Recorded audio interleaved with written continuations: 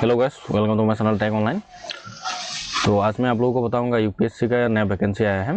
यहाँ पे आप लोग देख सकते हैं central arm police force assistant commandant का पोस्ट आया है। पहले तो मैं आप लोगों को नोटिफिकेशन दिखा देता हूँ, उसके बाद अप्लाई प्रोसेस दिखाऊंगा। यहाँ पे आप लोगों का एप्लीकेशन शुरू हुआ है 20 तारीख से 20 फरवरी 2026 से। उसके बाद यहाँ पे last date of submission of application 12 March को लास्ट डेट है। तो यहाँ पे ऑफिशियल वेबसाइट या कमिश्नर का upsc.gov.in आप लोग देख सकते हैं। यहाँ पे मैं आप लोगों को नोटिफिकेशन दिखा देता हूँ। ऑनलाइन करने के लिए आप लोगों को upsc.online.nic.in इस वेबसाइट पे आप लोगों को अप्लाई करना होगा। उसके पहले आप लोगों को अप्लाई करने के लिए URN एक आप लोगों को जनरेट करना होता है।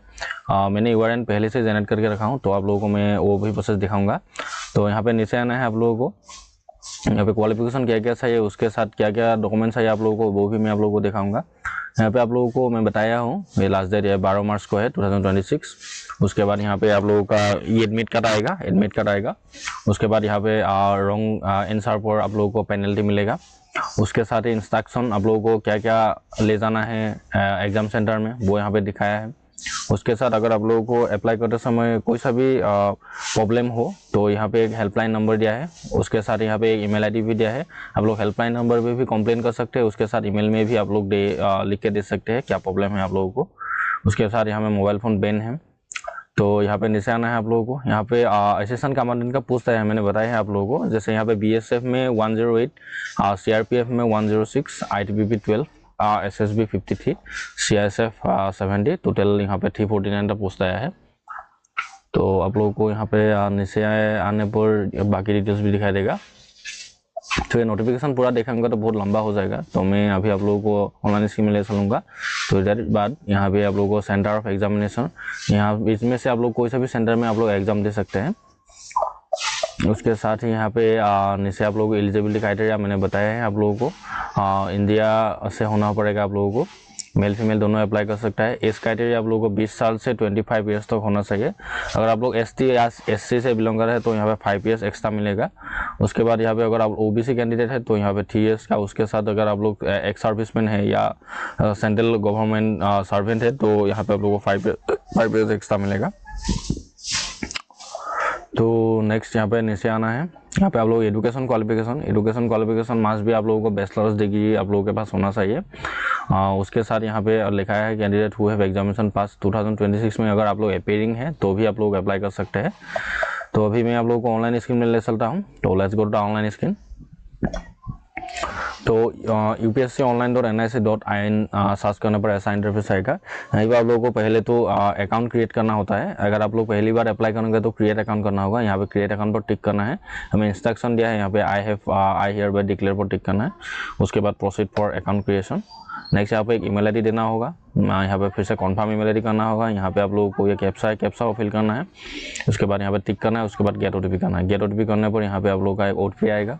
OTP को आप लोग फिल करना है। नेक्स्ट यहाँ पे मोबाइल नंबर आएगा। मोबाइल नंबर भी सेम, यहाँ पे मोबाइल नंबर देना है। नेक्स्ट यहाँ पे मोबाइल नंबर देना है। उसके बाद कैप्चा आएगा, कैप्चा को फिल करना है। उसके बाद आई डिक्लेयर फिर से करना है। उसके बाद गेट OTP करना है।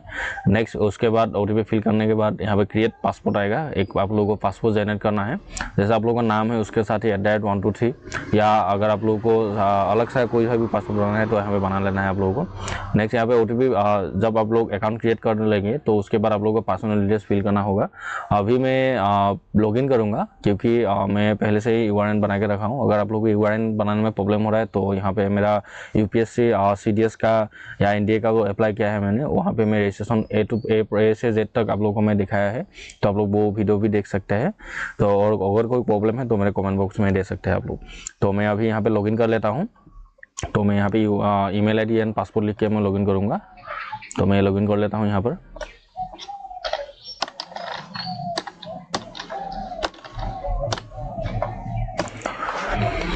साइन इन करने के बाद कुछ ऐसा इंटरफेस आएगा। यहाँ पे profile examination update my data, यहाँ पे URN उसके साथ लॉग आउट लिखाएगा आ जाएगा दिखाएगा।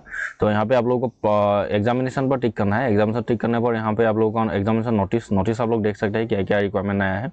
तो यहाँ पे नेक्स्ट अप्लाई फॉर एग्जामिनेशन/रिक्वायरमेंट लिखा है, तो यहाँ पे आप लोगों को टिक करना है। यहाँ पे पोस्ट नेम लिखाएगा, application start date, application end date, notification आप लोग देख सकते हैं और यहाँ पे एक्शन में अप्लाई लिखाएगा दिखाएगा। तो ये सार पोस्ट आप लोगों को यहाँ पे दिखाई दे रहा होगा।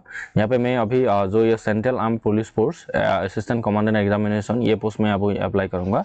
तो यहाँ पे अप्लाई करने के लिए हमें अप्लाई पर टिक करना है।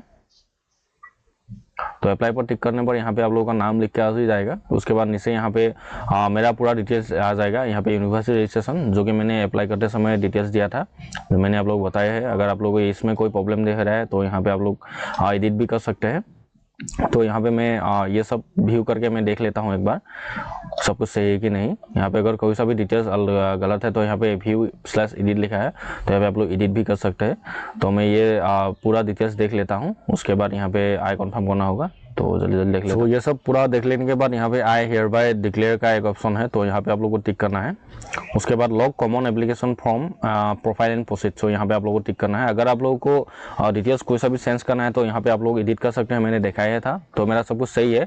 और एक कॉमन एप्लीकेशन फॉर्म आप लोगों को कैसे फिल करना है मैंने बताया है, जो मेरा CDS का वीडियो है वो वीडियो आप लोगों को देख लेना है।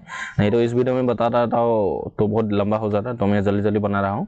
तो यहाँ पे एग्री एंड प्रोसीड पर टिक करना है। तो फिर से पूछेगा यहाँ पे do you want to log your common application form, तो यहाँ पे मैं यस करना है।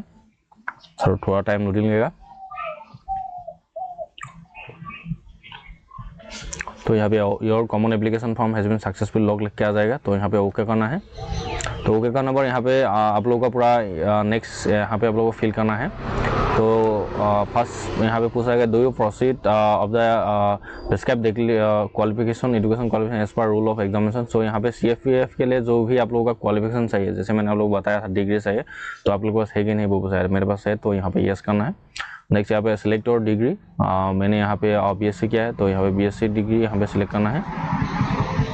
तो यहाँ पे BSc ऑनर्स मैंने सिलेक्ट कर लिया है। उसके बाद यहाँ पे आप लोगों का पूरा डिटेल्स फिल हो गया, ऑटोमेटिक आ ही जाएगा। आप लोगों को ये एडिट करने का कोई ऑप्शन नहीं है। तो यहाँ पे मैंने सब कुछ सही से दिया है, तो यहाँ पे कोई सा भी मेरा डिटेल्स डिलीट नहीं है। तो यहाँ पे नेक्स्ट नीचे आना है। यहाँ पे रोल नंबर, आप लोगों का issue date, university, board name, school name, university, उसके साथ स्टेट, मीडियम ऑफ स्ट्रीम, उसके बाद मार्क्स CGPA कितना मिला था आप लोगों को, उसके साथ यहाँ पे inter degree certificate, entertainment number या रोल नंबर। आप लोगों को इन सारों में से आप लोगों को डिग्री सर्टिफिकेट नंबर दे सकते हैं, मतलब entertainment number and roll number दोनों यहाँ पे दे सकते हैं। उसके साथ यहाँ पे डेसिग्नेशन इशूइंग अथॉरिटी, आप लोगों को कहाँ से सर्टिफिकेट मिला था, तो यहाँ पे आप लोगों को फिल करना है। तो यहाँ पे डिग्री सर्टिफिकेट इंटरमेंट नंबर लिखना है। उसके साथ यहाँ पे नेक्स्ट इशूइंग अथॉरिटी, कहाँ से आप लोगों को सर्टिफिकेट इशू हुआ था वो लिखना है। जैसे मुझे यूनिवर्सिटी में मिला था तो यूनिवर्सिटी, कंट्रोलर ने दिया था मेरे को, तो यहाँ पे कंट्रोलर ऑफ लिखना है। उसके साथ यहाँ पे फुल एड्रेस आप लोगों को लिखना है, फुल एड्रेस या यूनिवर्सिटी का नाम, यूनिवर्सिटी का एड्रेस लिख देने से भी हो जाएगा। उसके साथ यहाँ पे आप लोग डिग्री / सर्टिफिकेट, आप लोगों को डिग्री या सर्टिफिकेट दोनों में से एक आप लोगों को फोटो यहाँ पे अपलोड करना होगा। यहाँ पे JPG फॉर्मेट में होना चाहिए, उसके साथ PDF फॉर्मेट में होना चाहिए, सॉरी PDF में फॉर्मेट में होना चाहिए, डिग्री सर्टिफिकेट नाम होना चाहिए। उसके साथ यहाँ 50 KB to 300 KB के अंदर होना चाहिए। सो यहाँ पे अपलोड कर लेना है। तो यहाँ पे नीचे आना है आप लोगों को।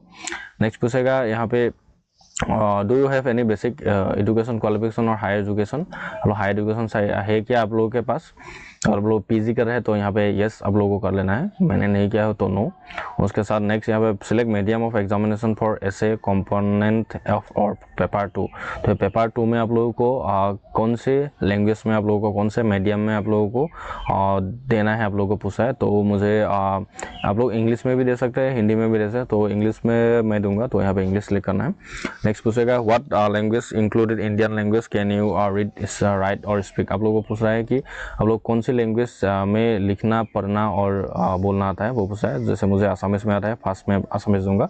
उसके बाद नेक्स्ट यहाँ पे दूसरा रीड ओनली, स्पीक ओनली, तो मैं यहाँ पे तीनों कर सकता हूँ, तीनों। उसके बाद यहाँ पे आप लोगों को एग्जामिनेशन पास इफ एनी, ये आप लोगों का नहीं रहने से भी हो जाएगा, तो ये मैं खाली रहने दूंगा। उसके साथ यहाँ पे और अनदर लैंग्वेज लिखा है, तो यहाँ पे आप लोगों को टिक करना है। तो टिक करने पर नेक्स्ट आप लोगों को सिलेक्ट करना है, मैं इंग्लिश सिलेक्ट करूँगा। इंग्लिश यहाँ पे आप लोगों को read, speak and read, speak, right लिखा है, तो मुझे यहाँ पे रीड और राइट स्पीक तीनों आता है, तो यहाँ पे मैं तीनों दे देता हूँ। उसके साथ यहाँ पे आप लोगों को अगर आप लोगों को कुछ भी सर्टिफिकेट है तो यहाँ पे दे सकते हैं, नहीं देने से भी हो जाएगा। नेक्स्ट और एक लैंग्वेज दूंगा, जैसे यहाँ पे मैं हिंदी दूंगा, तो यहाँ पे हिंदी, यहाँ पे आप लोगों को सिलेक्ट प्रोफिशिएंसी लिखाएगा। यहाँ पे रीड, राइट, स्पीक तीनों कर सकता हूँ। उसके साथ यहाँ पे आप लोगों को नेक्स्ट एंड रिव्यू करना है, तो मैं ऊपर वाला जल्दी जल्दी डिटेल्स फिल कर लेता हूँ।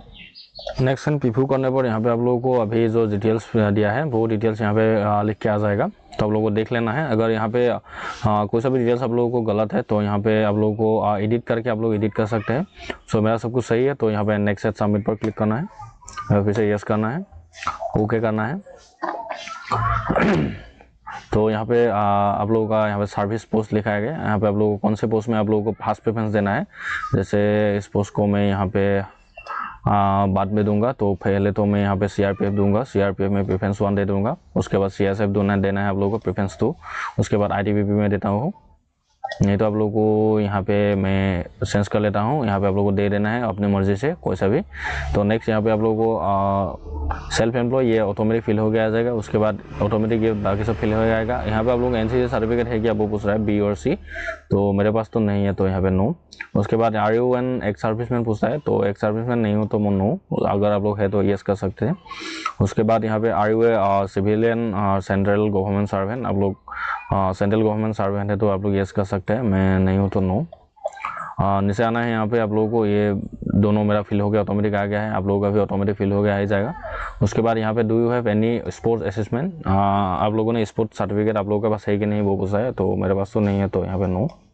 तो नेक्स्ट यहाँ पे नेक्स्ट एंड रिव्यू पर टिक, तो ये सब आप लोगों को देख लेना है। उसके बाद नेक्स्ट एंड सबमिट पर टिक करना है, यस करना है, ओके करना है।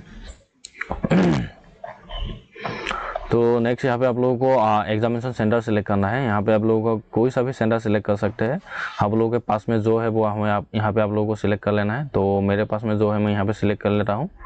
उसके बाद नीचे आना है, नेक्स्ट एंड रिव्यू पर टिक करना है आप लोगों को। एंड रिव्यू पर टिक करने पर यहाँ पे फिर से आएगा सेंटर का नाम लिखिए। उसके बाद नेक्स्ट एंड सबमिट पर टिक करना है।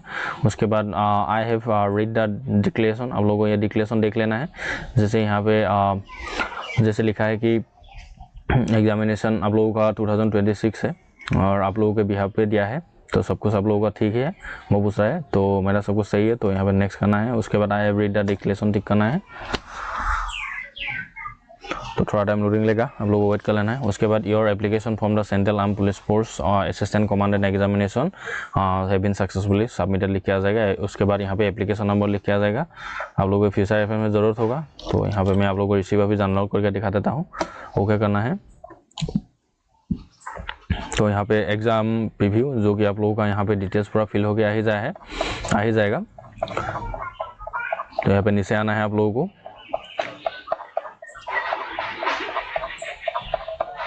नीचे आने पर यहाँ पे आप लोगों का प्रिंट का एक ऑप्शन है, तो यहाँ पे प्रिंट पर टिक करना है आप लोगों को। प्रिंट करके मतलब कि आप लोगों को ये PDF करके भी रख सकते हैं, नहीं तो आप लोग को प्रिंट भी करके रख सकते हैं, क्योंकि फ्यूचर रेफरेंस में आप लोगों को ये ज़रूरत होगा। तो दैट्स इट। ऐसे ही आप लोग जो सेंट्रल आर्म पुलिस फोर्स का जो असिस्टेंट कमांडेंट का पोस्ट आया है वो अप्लाई कर सकते हैं। Thank you.